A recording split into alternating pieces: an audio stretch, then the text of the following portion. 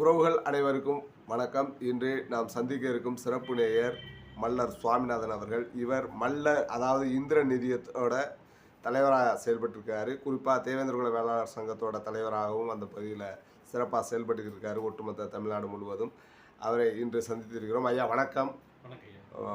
சொல்லுங்க. அதாவது இன்று புதிதாக ஆட்சி பொறுப்பேற்றிருக்கும் முதலமைச்சர் மாண்புமிகு விஜய் அவர்களுக்கு ஏதாவது வேண்டுகோள் வைக்க வேண்டும் என்றால் அது என்னவாக இருக்கும்?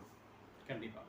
அதாவது இன்னைக்கு ஒரு அதிரடி அரசியல் 2 வருஷத்தில் ஒரு அமைப்பை ஒரு கட்சி ஏற்படுத்தி இன்னைக்கு தமிழ்நாட்டில் ஒரு அரசாட்சி அமைச்ச ஒரு வரலாறு, மிகப்பெரிய ஒரு வரலாறு கொண்ட தமிழக முதல்வர் அவர்களுக்கு எங்களுடைய தேவேந்திரகுல வேளாளர் சமுதாயத்தின் சார்பாக வாழ்த்துக்களையும் நன்றிகளையும் தெரிவித்துக் கொண்டு, எங்களது முக்கியமான ஒரு கோரிக்கை என்ன அப்படின்னு சொன்னால், தமிழ்நாட்டில் தேவேந்திரகுல வேளாளர்கள் கிட்டத்தட்ட 1 கோடி மக்களுக்கு மேலே வாழ்ந்து வர்றோம்.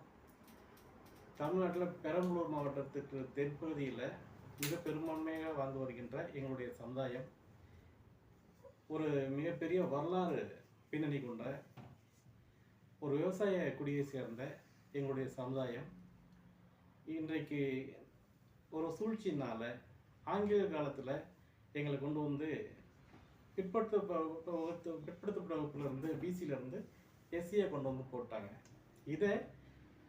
இதுவரைக்கும் ஆட்சி செய்த ஆட்சியாளர்கள் நாங்கள் பலமுறை கோரிக்கை வைத்தோம். அதை செவி சாய்க்காமல் அப்படியே இருந்துகிட்ருக்கு. எவ்வளோ விஷயங்களை அதிரடியாக இப்போ நீங்கள் பண்ணுறீங்க. அது மிக சிறப்பு வாய்ந்ததாக இருக்குது. எங்களுக்கு நம்பிக்கை இருக்குது.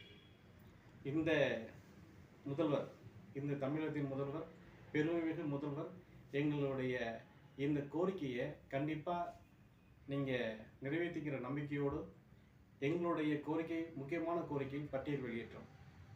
தமிழ்நாட்டில் இருக்கிற முக்கியமான கோயில்களில் தேவேந்திரகுல வேளாளர்கள் முதல் மரியாதை. அதே மாதிரி விவசாயிகள், விவசாயத்தை குடும்பத்தை சேர்ந்தவங்க இந்தியாவில் எந்த மாநிலத்திலையும் பிற்படுத்தப்பட்ட வகுப்பில் தான் இருக்கிறாங்க ஒழிய தாழ்த்தப்பட்ட வகுப்பில் கிடையவே கிடையாது. ஆனால் எஸ்பெஷலி தமிழ்நாட்டில் மட்டும் குறிப்பாக இந்த தாழ்த்தப்பட்ட வகுப்பில் எங்களை வேணுமெனே வச்சிருக்கிறாங்க. அதை தவிர்த்து எங்களை கொண்டு வந்து பிற்படுத்தப்பட்ட அல்லது இதர பிற்படுத்தப்பட்ட வகுப்பில் நீங்கள் கண்டிப்பாக கொண்டு வைங்க நம்பிக்கையோடு நாங்கள் எங்களுடைய சமுதாயம் காத்திருக்கு. நிச்சயமாக. இப்போ சமீபத்தில் இந்த ஆதிராவிட நலத்துறையை சமூக நலத்துறையாக மாற்றியிருக்காரு. இது பற்றி உங்களுடைய பார்வை? இல்லை, மிக நல்ல வரவேற்பத்தக்க ஒரு நிகழ்வு இது. என்னன்னு கேட்டால், நாங்கள் கூட போராடி இருக்கோம்.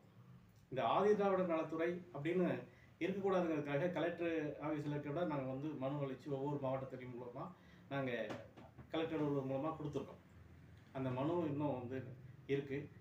அது கனிவுடன் நீங்கள் வந்து அதை பார்த்து இந்த ஆதிராவிட நலத்துறையை சமூக நீதித்துறையாக மாற்றினது உள்ளபடியே முதல்வர் தமிழக முதல்வருக்கு நாங்கள் எங்களுடைய சமுதாயம் சார்பாக பாராட்டு தெரிவிச்சுக்கிறோம். தமிழகத்தில் வாழ்கின்ற தேவேந்திரகுல வேளாளர்களின் கோரிக்கையான பட்டியல் மாற்ற கோரிக்கையை ஆதரவளிக்கும் வகையில் வடநாட்டிலிருந்து குடும்பர்கள் வருகை தருவதற்காக காத்திருப்பதாக ஒரு செய்தி.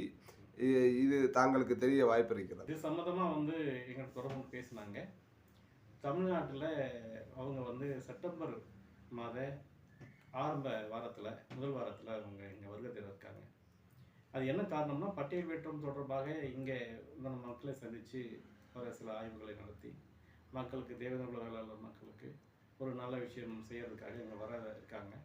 அனைத்து மாவட்ட தேவேந்திரகுல வேளாளர்களும் இதுக்கு மிகப்பெரிய ஆதரவு கொடுத்து நம்முடைய குடும்பத்தின தலைவர்களை வரவேற்று அவங்களுக்கு நம்ம எந்த அளவுக்கு நம்முடைய பாரம்பரிய கலாச்சாரம், பண்பாடு சார்ந்த விஷயங்களை நம்ம சொல்கிறோமோ அதை எடுத்து பார்லிமெண்ட்டில் பேசுறதுக்கு ஒரு முன்முடிவு தான் இந்த அவங்க வருகை.